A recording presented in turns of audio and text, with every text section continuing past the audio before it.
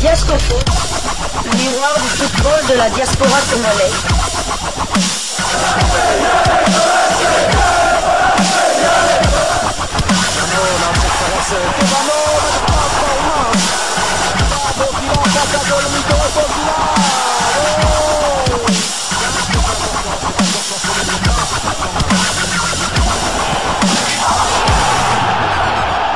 Diascofoot, le miroir du football de la diaspora congolaise.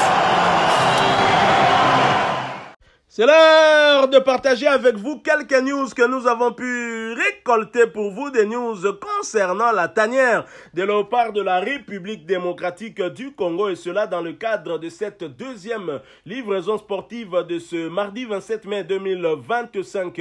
Une livraison qui nous emmène plutôt au Sénégal pour partager avec vous l'écho de notre prochain adversaire en match officiel. Ce sera d'abord le Soudan du Sud dans le cadre de la reprise des éliminatoires du Mondial 2026 où les léopards se déplaceront du côté de Djouba pour affronter le Bright Star pour le compte de la 7e journée de ces éliminatoires avant de retourner rapidement à Kinshasa pour accueillir les Lions de la Teranga du Sénégal qui seront emmenés par un certain Sadio Mané et Kalidou Koulibaly. Et justement, pour les prochaines échéances, un potentiel renfort pour le Sénégal s'annonce.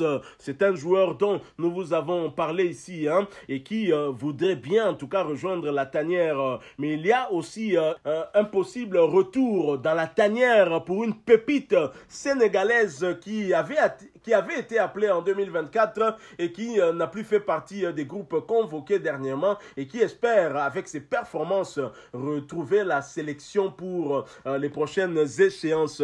Et puisque le Sénégal sera notre prochain adversaire pour les éliminatoires du mondial et le prochain encore entre décembre et janvier pour la prochaine CAN qui aura lieu au Maroc, normal que nous puissions échanger avec vous. Et c'est le média Afrique Foot qui nous en parle au travers deux articles. Le premier est intitulé Moustapha Mbo, Paris FC, la Ligue 1 c'est fait, mon prochain objectif c'est le Sénégal. Et c'est dans un entretien exclusif avec nos confrères d'Afrique Foot, entretien que nous vous partageons. Auteur d'une saison pleine avec le Paris FC, promu en Ligue 1, Moustapha Mbo a rayonné tant sur le plan individuel que collectif, nommé dans l'équipe type de cette campagne 2024-2025 en Ligue 2. Le défenseur central de 25 ans s'est confié en exclusivité pour Afrique Foot.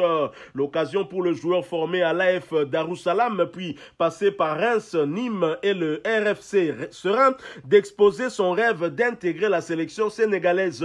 Entretien réalisé par Yoro Mangara. Vous sortez d'une saison pleine et vous voilà désormais en Ligue 1. La sélection sénégalaise fait-elle partie de vos objectifs? En début de saison, j'avais deux objectifs. Monter en Ligue 1 et aller en sélection. Représenter mon pays est un rêve. J'ai déjà évolué avec les U20. Il a été finaliste, pour rappel, de la CAN et quart de finaliste du mondial U20 en 2019. Et intégrer l'équipe a serait une immense fierté. Je travaille dur pour mériter cette opportunité. Avez-vous échangé avec le sélectionneur Pape Thiaw? Pas encore, mais je suis prêt à répondre à l'appel si l'occasion se présente. Je reste concentré sur mes performances en club pour attirer l'attention du sélectionneur. Le sélectionneur, c'est quelque chose dont vous parlez avec votre grand frère Pape Daouda, ex-OM, qui n'a pas eu la chance de jouer en A. Être sélectionné, ce serait aussi un accomplissement familial. Oui, mon frère m'a toujours soutenu et conseillé. Il a connu une belle carrière et pouvoir représenter le Sénégal serait une manière de poursuivre l'histoire familiale. D'ailleurs, on regarde les matchs de la sélection ensemble avec la même passion. En tant que défenseur central, qui est votre modèle? J'ai toujours admiré Kalidou Koulibaly pour sa puissance et son leadership. C'est une référence pour moi. Thiago Silva aussi m'inspire de par la sérénité qu'il dégage et aussi David Luiz pour sa facilité à faire des relances avec les deux pieds. Parmi vos coéquipiers, il y a aussi Ilan Kebal qui sort d'une belle saison, 5 buts et 7 passes décisives. Est-ce qu'il mérite d'être convoqué avec l'Algérie selon vous? Ilan est un joueur très technique qui apporte beaucoup à l'équipe. Même si l'Algérie possède un effectif de qualité, je pense qu'il a le niveau pour intégrer la sélection et apporter quelque chose de différent. Voilà donc ce jeune dont nous vous avons parlé, qui s'était exprimé, qui s'était prêté au jeu de comparaison entre plusieurs défenseurs centraux. Nous vous l'avions proposé, vous l'avez suivi. Moustapha Mbo qui avait choisi Chancel Mbemba contre tous les autres défenseurs centraux qu'on lui proposait. Même Rigobert Song était passé à la trappe, sauf Kalidou Koulibaly. Vous l'avez compris, Kalidou Koulibaly, sénégalais comme lui, est un modèle normal qu'un Sénégalais prenne pour modèle d'abord son compatriote. Il faut dire que Kalidou Koulibaly était très bon joueur. Cela n'occulte en rien les qualités de ce joueur Kalidou Koulibaly que nous respectons bien évidemment. Un adversaire qui a connu les Congolais, notamment Fiston Maël Kalala et Samuel Essende lors de la dernière confrontation entre les deux pays. C'était dans le stade Maître Abdoulaye Wade de Diamniadio. C'était, je pense, un bel hommage que ce jeune avait rendu à notre Chancel Mbemba Mangoulou qui a passé des moments difficiles cette saison du côté de l'OM. Donc voilà, donc ce jeune qui s'est exprimé, j'ai aimé ce qu'il a dit. Il compte sur son travail pour attirer l'attention de Pape Thiaw. La concurrence dans la tanière, c'est quelque chose de normal. Et pour mériter une place dans la liste élargie et même dans le 11 pour disputer un match de l'équipe nationale, il faut travailler. Il faut se montrer performant en club pour pouvoir mériter. Et ce jeune Moustapha Ambo le mérite amplement puisque je peux dire qu'il est l'un des artisans de la montée de son équipe en Ligue 1 avec bien sûr dans les perches un binational franco-congolais, le jeune gardien Obed Nkambadio.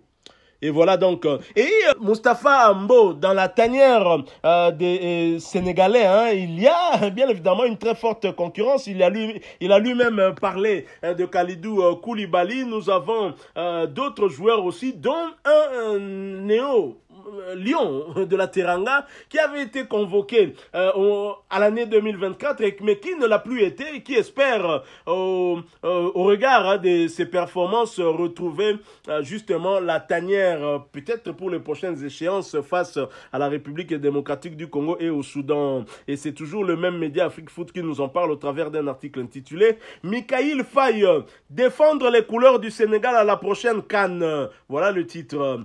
Plus appelé en sélection sénégalaise depuis un an, après avoir fêté sa première cape en mars 2024, le défenseur central des Rennes, Mikayil Faye, 20 ans, a accordé un entretien exclusif à Afrique Foot.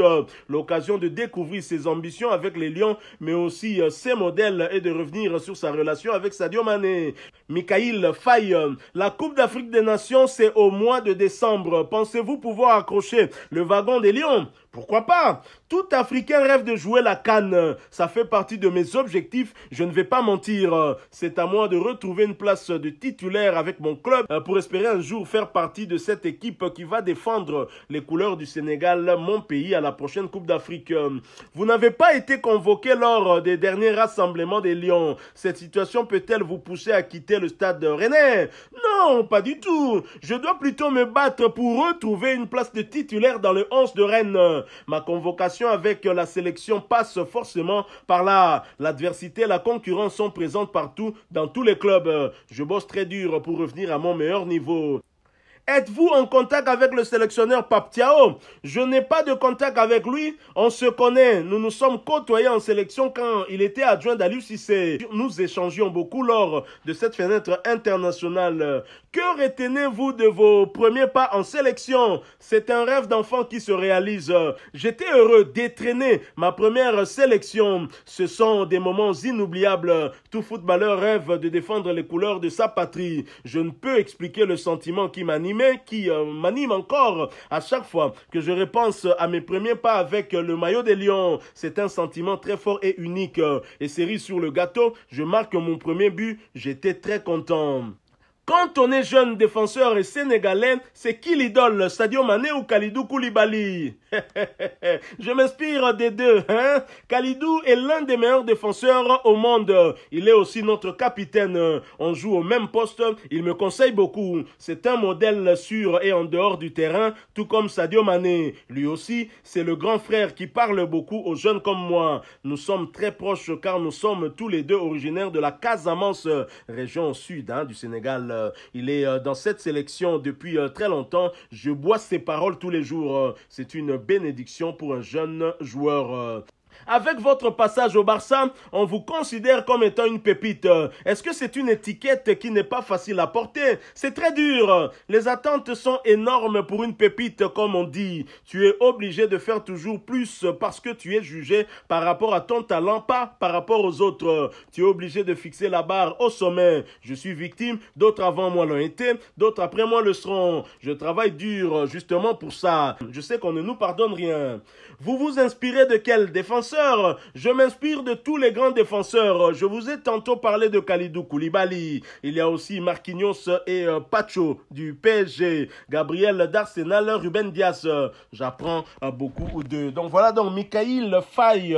Mikayil Faye dont nous vous avons parlé ici à plusieurs reprises. Cette pépite sénégalaise qui n'a plus été appelée en sélection. Vous l'avez entendu. Il ne se plaint pas parce que justement il sait que pour être rappelé en sélection, c'est à lui de travailler en club. Si déjà en club, tes performances sont un peu en dents de scie parce que tu n'as pas de temps de jeu, tu n'es pas souvent titulaire, parfois tu restes sur le banc, c'est compliqué. Pour ceux qui se plaignent, notamment Miguel ou encore Fousseni par rapport à la venue d'Aaron Bissaka et Gédéon Kaloulou, si nous regardons, nous mettons le tableau des statistiques des deux joueurs cette saison, Aaron Bissaka est très largement au-dessus avec son temps de jeu par rapport à Gédéon Kaloulou qui, il faut le rappeler, n'a pas été épargné par des blessures. Donc, c'est à Gédéon Kaloulou de travailler. Avoir peur de la concurrence ne sert à rien parce que justement, la concurrence est partout, aussi bien en club que dans la tanière. Et dans la tanière, on prend les meilleurs possibles. Si Gédéon Kaloulou est là, malgré cette saison un peu en dents de scie, c'est parce que justement, malgré ses performances, malgré cette faiblesse de temps de jeu, il reste quand même parmi les meilleurs latérales droits à ce stade-ci, à ce moment où nous parlons. Voilà pourquoi il est là. Mais il faut qu'on le reconnaisse, qu'Aaron Bissaka cette saison, ce sont des performances de ouf. Voilà, nous sommes arrivés à la fin de cet écho de notre adversaire dans le groupe B des éliminatoires du Mondial 2026, mais aussi lors de la prochaine Coupe d'Afrique des Nations. Le Sénégal, vous l'avez aimé, laissez-nous un maximum de j'aime. Merci de partager avec nous en commentaire votre point de vue. Abonnez-vous sur cette chaîne Diasco Foot parce que nous sommes et restons le miroir du football de la diaspora congolaise. N'oubliez pas d'activer la petite cloche de notification histoire de ne plus rien manquer des prochains sujets que nous allons vous proposer. Encore une fois, merci à vous, avec espoir de vous retrouver bientôt dans un autre sujet d'actualité. Mais en attendant, portez-vous bien et Diasco Foot vous dit bye.